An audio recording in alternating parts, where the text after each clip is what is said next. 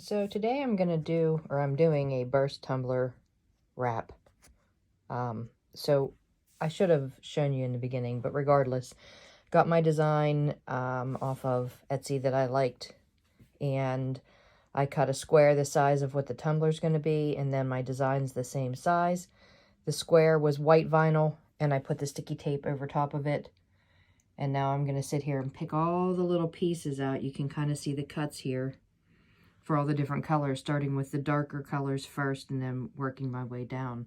I'll show you what this looks like when I'm done, and it's going to be so much fun. But in any case, I wanted to kind of show you what I'm working on today, and I put it all on an old mat that doesn't have much stick left to it, but it's enough stick to keep it where I want it while I'm pulling pieces off, and I don't have to fight with it. So we'll show you where we get to. So just so you do see what I'm doing, I pulled off all this stuff now, and then I'm going to take the color that goes on there, and I'm going to just sprinkle it here and there. And people say, oh, I don't know why this tumbler, it's just a tumbler, why is it $35 or $45 or whatever it is? Well, because when I'm done with this that I've done by hand, I have several hours into this kind of thing, and it's generally a custom one-of-a-kind piece. Now, I might make other ones, but they're never all the same.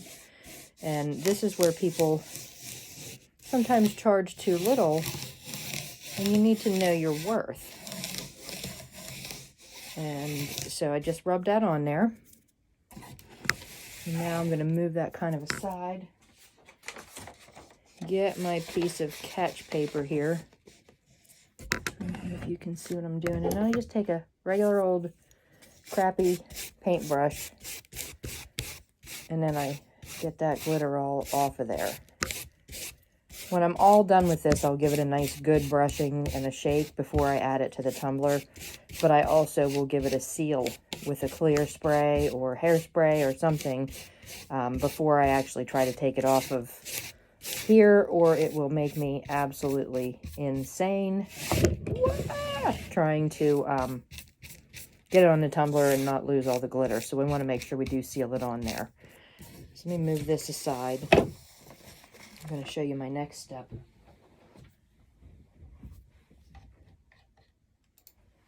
Because the next step is going to be the next darkest color, which is the red.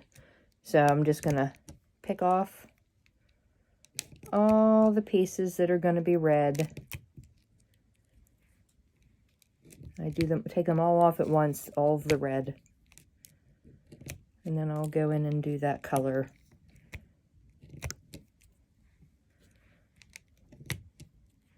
Sorry, I don't know where my tripod's at. I seem to keep losing that thing. I don't use it very often anymore. Could be in the basement. I'm not sure.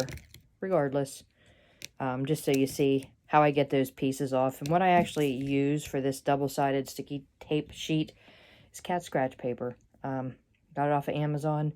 They make tumbler tape and all kinds of stuff, but I find that it's more expensive. And this does just as good of a job, if not better, in my mind. The backing's blue, so I can see it better and things like that. So, in any case, I'm going to do red next, and then I'll do the white, and then we'll have some Christmas tree cakes. I will show you the finished product. Okay, so here we are, all done. You can see the different colors in there. And it, like I said, sometimes I get to where these won't even stick paper, but it's enough to hold it still when I'm working on it, so I'll save them for that. And generally, I can use that same area in there because the design's about the same size for everything that's a 20-ounce skinny. But I get these little cans. I don't use hairspray, but once in a while I get one of these little cans of extra hold or whatever. And people think I'm crazy, but this is great for setting your glitter. Give it a couple. You don't want to put too much, because if you do put too much on there, you actually get a little bit of yellowing. So what I'm going to do is maybe 2 or 3, 4 coats of the hairspray to set that glitter so it's not going to all fall off. You can use something like a triple thick or a clear spray paint if you want to. I can't stand the smell of those. Not really fond of hairspray either. But in any case, you just want to let it dry thoroughly, and this takes far less time to dry than a spray paint would. in order to be able to put it on your tumbler and go from there. So we'll come back with the next steps after I get this done. Okay, so the one thing you want to make sure you do is get this on right side up. I am telling you that to double check yourself, because I have done entire cups like this, and then I was done putting the design on and it was upside down. And let me tell you, it's not coming off of there.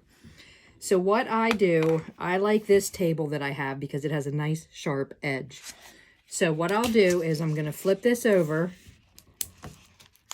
And I got myself into a routine where the top is always at the left. So I'm pulling this backer off the vinyl. And I like the Hobby Lobby brand of the removable vinyl for things like this, because it's going to have epoxy go over it anyhow. So I have part of this folded back, and I have it lined up at the very edge of my table. And the reason that I'm doing that is because then it makes it easier to roll your cup right up on there, nice and straight, where you don't have to fight with this design. It just takes a minute to get it. So if you get it off kilter, you're done for. So now I know that this is going to be straight, or at least I hope, and it isn't. So I'm very close to the beginning, so it's okay. And sometimes it depends on how you want to do it. Maybe I'm in this mood today. I don't know. But it's very imperative that this be straight. If it's not straight, it's not going to look good. All right, let's make sure we're right side up. I'm going to just fudge it a little bit here. Maybe I just have to eyeball this one. It wants to fight with me. It knows. It's like it knows I'm showing you how to do this. So anyhow, I'm going to, and you can see none of that glitter is coming off on my hand now. Because I had about 3 coats of that hairspray on there. And I'm going to go just a little bit at a time to make sure that I don't get any bubbles under this.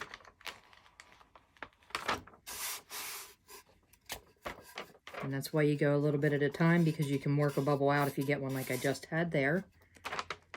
And this design is seamless. If it ends up that way, I'll be real impressed with myself. I'm never quite on, but then I look at stuff that I would purchase in a store, and there's a seam on those too. So we can't be so hard on ourselves. Although this one's pretty darn close to being straight. So whatever works for you and how you get it on there. Measurement is very important on these things. Make sure that it is going to end up, and there's not going to be a giant seam, but a little overlap usually happens. Now, as you can see, I have a little extra white, so all I'm going to do is take my X-Acto and trim that. I knew that was going to happen because I always cut them a tiny bit larger than what they need to be, about like 0.1 little mark on the ruler. But once I trim that off there, it'll be perfect. And now it's just going to need some epoxy. And I'm probably going to do a fun topper for this one too. So when I am all done with it, I'll show you the finished product. And as always, it will be available for sale.